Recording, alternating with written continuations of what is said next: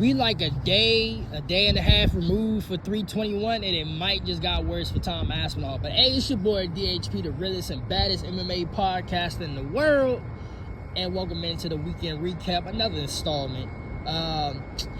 This one, it ain't gonna be too long. We're gonna talk about Tom Aspinall, his situation. I got a lot of thoughts on that shit, and we're gonna address what Chael Sonnen said. And then we're gonna talk about the judges, because I want to know if moving forward, this how the fight's gonna be judged. Mackenzie Dern, I'm gonna talk about Mackenzie Dern in a separate video, because so obviously we got another fight night coming up, but the fight card is really not that stacked, so I might drop like a couple other videos in between of the preview shows for that. But regardless, Tom Aspinall, Lord Jesus have mercy. So, you know, I went out with the boys yesterday. We was watching the football games and shit, and I mentioned it to him. So Tom Aspinall, he went in for the MRI test and shit like that, right? The test came back that he really had no significant damage to the eye. No real damage. There was no, orbital breakage or, any real significant damage to his eye that kind of warranted of him stopping the fight. There was no damage to it at all. So I think he's going for a second option. I ain't gonna hold you. Shout out to my cousin. Tom might have just pulled an aljo. I ain't gonna hold you. He might have just pulled an aljo. But on the other side of things, right? I know a lot of niggas is mad because he backed out. Even Chael Sonnen, to speak on Chael Sonnen said you gotta fight through that. And and I know I'm probably talking out of both sides of my mouth here, to play devil's advocate both sides. I mean, we seen, damn, this went strong. We've seen, niggas back out, like Bilal Muhammad, he backed out, right? But then, other than like recently with like Kevin Holland, with him getting his nuts cracked like 3 times, we've seen other niggas battle back from a damn eye poke. A lot of even like Dom Reyes when he fought John Jones, DC at one point, Fabricio Verdun. A lot of niggas get eye poked in the UFC nowadays, and I mean it's not inevitable because the way the gloves are now. The fighters do need more control of and the refs always tell them, hold on, let me scoot the thing back because the wind is fucking crazy right now. There we go. And the refs always tell them bro, watch with your fingers. So eye pokes is really nothing new to the UFC. This shit been going on for years and years and years, and it is really due to the You a Steelers fan? Yeah. Great so. Sorry, bastard, getting on my nerves, man. Should have got Deion's son. Why you think them young boys leaving? He ain't got no quarterback. Yeah, I mean, our defense gotta get better, but real better. They done really went down. Yeah, cause we spent a lot of money on that defense with the corners. Jesus Christ. But one of the worst corners I ever seen. He walks around with 3 penalties a game. I know it. We should have took Shador. We should have took him. We should have took him. 2 or 3 chances to take him. Look at all these young wide receivers left. And yeah. they're good. I know. The one in Kansas City, the one in Dallas, they're fucking good. I know it. Sometimes we had a lot of good receiver. All right, champ. But yeah, hey, this what happens when you do the podcast on the road and shit, man. But anyway, we seen a lot of niggas get poked in the UFC for years and years, and it's really due to the gloves, like the gloves that they wear. People could extend their hands out, a little more than some of the other gloves that other MMA organizations wear. So eye pokes in the UFC is real common, and I understand where Chael Sonnen coming from. we've seen a lot of niggas get eye poked before and they battle back to even win fights. Even more, the recent one I know about is Fabricio. Like, Fabricio got eye poked by Travis Brown, and we all know Fabricio beat Travis on his historic comeback run in the UFC, you know, on his way to fight Cain Velasquez. So I see both sides of it. At the same time, you know, it's a catch-22, because I just said it about Kevin Harlan last week, about when he got nut cracked, when his nuts got cracked like 2-3 times. You could tell that really affected him in the fight, and he couldn't really do the shit that he wanted to do. So I'm like, you know what? You're going to take some heat, but just call it, you know?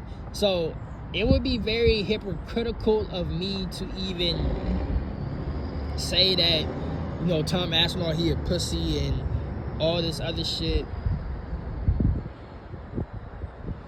Because, I mean, if you feel like you can't fight, then, you know, you can't continue on, then you can't continue on. So, but what I will say is all this other shit about him, you know, because I've seen it, because he's making vlogs, and shout out to my man Jerry. He posted in the group chat too. I've seen it, but he posted in the group chat.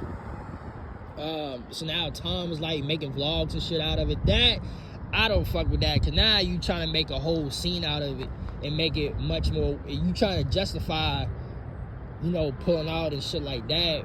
I mean, you gotta take the heat, brother. You gotta take the heat. But what I really want to get to is not only niggas gotta, you know, take back what they said about John Jones, but like I said in the review, he low-key proved John Jones right.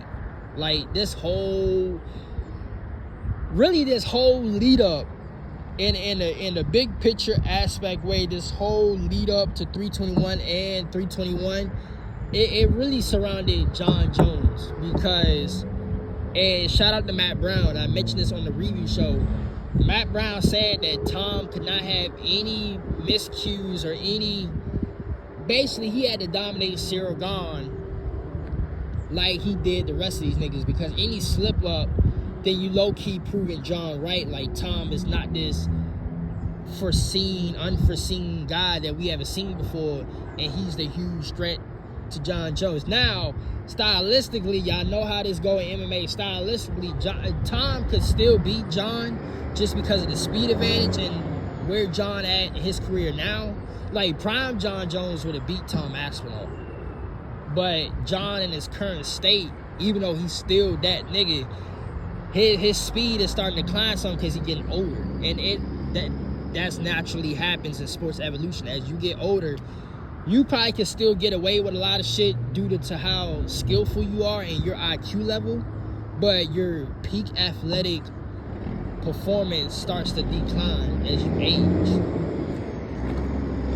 So Tom would stylistically probably still give John a run for his money, but at the same time, we did see what the fuck he did to Cyril Gahn. Even during that fight, like they had a little miscue in that fight.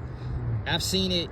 I went back and see it. Cyril Gahn kicked John Jones in the nuts, and you know John did what he did with the submission. So it's kind of like it's a catch-22. I can see how Tom can still beat John, but then at the same time,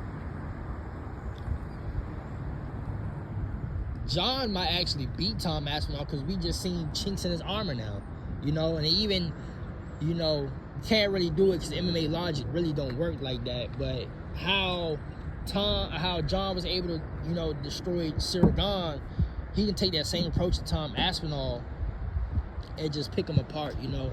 So he kind of got, you know, he kind of proved John right with Tom. Now Tom could still be, like I've been saying, Tom is still a beast and he still could be great, but I mean, it's the shit we've been hearing for like a whole decade and a half. It's the same old shit, rinse and repeat.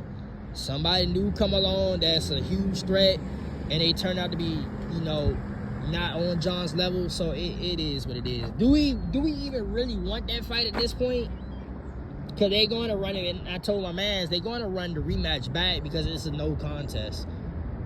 And I honestly, I feel bad, whether Tom could have came back and won the fight, or Cyril Gane was going to dominate Tom Aspinall for the rest of the fight.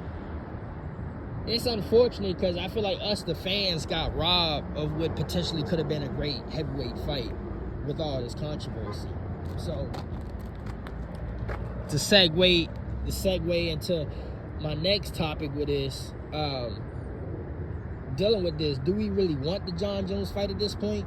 Should we just let Jon just do what the fuck he want to do and go pursue the Alex Pereira fight? Y'all let me know in the comments what y'all think. Do y'all want me? Do y'all want Jon to just go ahead and do his thing with Alex Pereira, or y'all still want the Tom Aspinall fight? The Tom, and granted, it could be on some Belair shit, how Belair, he was getting pieced up by Leon, then got the eye poke, right? They didn't fight till a year or so later. Then Belair came back. But I would say, because I seen that comparison, I seen a couple videos, I would say in essence they right, but it's a little bit different because Belair back then isn't the Belair of now. Now, obviously, JDM kind of put that back into a reality check, like Belair is still Belair. But grappling-wise, Belair is better grappling-wise than he was in that first fight.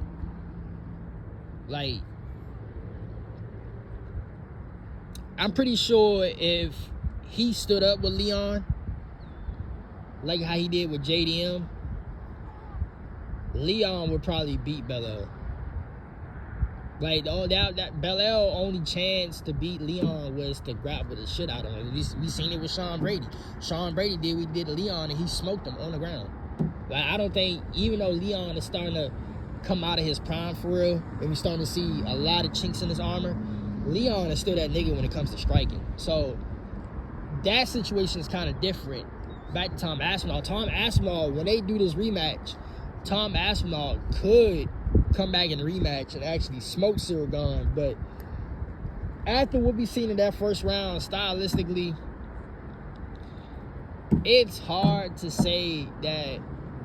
In my opinion, this is a 50-50 fight. And I've seen the odds already for the rematch. They got Tom up by minus 120, which, Cyril Gane's a plus 100 or something. Which, yeah, that's an underdog, but it's more I think in the preview, I said a 55-45. That's pretty much what that's saying.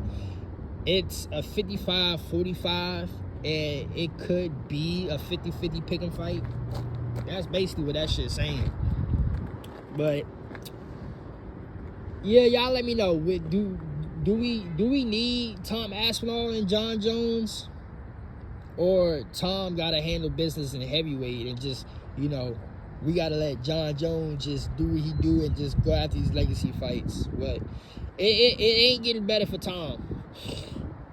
The way he's making this shit out to be, it's really unfortunate. It's really unfortunate. A lot of niggas, they fought through it and even won fights. But at the same time, if you gotta call it, you gotta call it.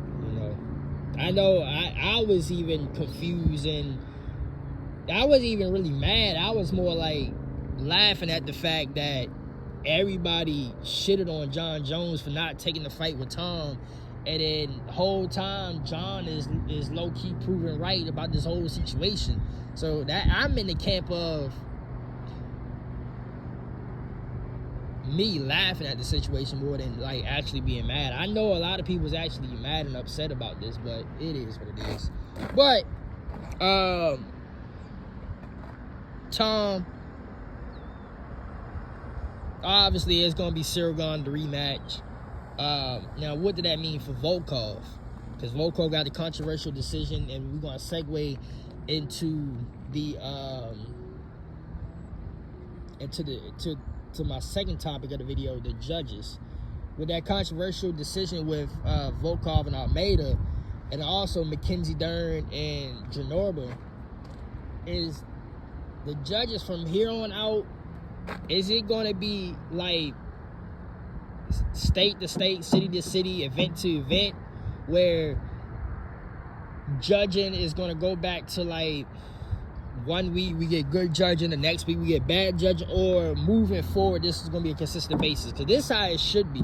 It should be, it's almost like they're slowly bringing back pride rules little by little, baby step by baby step, and it's starting with the judges. Next it comes with the rules inside the octagon, but it's starting with the judges. Is it from here on out, this is how we're going to judge it? Because we are back in the era in the UFC of a lot of grapplers. Like, we go through this all the time. For niggas that have been watching the UFC or other MMA organizations, you know, for like decades and decades, or even when MMA first really got introduced to the mainstream sports world, you know, we go through a whole bunch of shifts. You know, 1 year or 1 or 2, 3 years, it's the, you know, the era of the kickboxers. The next year, it's the era of the wrestlers. Then the following year, we get a couple guys sprinkled in that can do everything. So now it's an overall MMA base era. So now we kind of back into that grappling era where there's a lot of grapplers and a lot of wrestlers, you know, starting to dominate. But with that being said, and I know a lot of niggas gonna get mad because they don't want to see all that, but this is MMA. This is mixed martial arts. In the sport of mixed martial arts, you have to mix your martial art, whatever discipline you fight under, right? But to offset that, and to be completely fair and honest, these wrestling niggas, and majority of my fighters that I like, who I support, or I'm a fan of, whatever you want to call it, half of them are wrestlers and grapplers. But these niggas are active with their shit, you know? Like Cam Zad. Say what you want about Cam Zad. Cam Zad is active with his shit. Like, other than, you know, the Gilbert Burns, the Marty Usman, and the DDP fight, this nigga Cam Zad be going after finish after finish after finish. Like, I'm pretty sure Cam Zad finisher rate is in the 60% percentile. So you really can't say this nigga is a born fighter. You know what I'm saying? But to really offset for the other niggas, for the general population, some of these wrestlers really just be relying on control time. They're not really doing shit with the wrestling, or even they're not even looking for a submission. And I said it about Islam, pertaining to Islam. Islam is like the patient Khabib, where he gets you to the ground, he's patiently working through the guard, but he's looking to choke the hell out you. And he's very technical and precise with how he transitioned the guard. So I don't even put Islam in that category of stalling. Like, he just being patient with his shit, and as soon as he get to his spot, he's choking you out. But for the other niggas, it's like Jordan Almeida. Like, they're really just in, you know, Janorba did at some point too, not go on and on. DC against Anderson Silva, even though that was just one fight, one bad performance from DC. There's a lot of stalling on the ground. There's not a lot of movement. There's not a lot of looking for a finish. There's not a lot of ground and pound damage. So I'm glad the judges they scored the fight how they scored it this past weekend, because we need to emphasize, you need to start working on the ground. You need to start working on the ground and actually do something. So I'm hoping from here on out, they start judging it more strictly on the ground. I need more not strictly, but I need more